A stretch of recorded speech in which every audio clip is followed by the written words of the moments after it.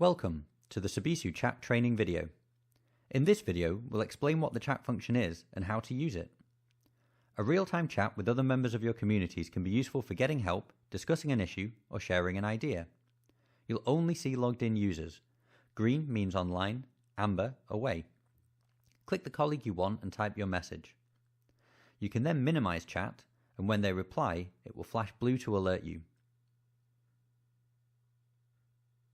Chatting with a community is useful if you need to chat to a group, particularly if the members of that group are in different offices or even countries.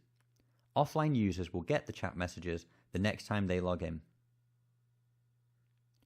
The history option is useful if you've missed a message or are coming in halfway through a chat.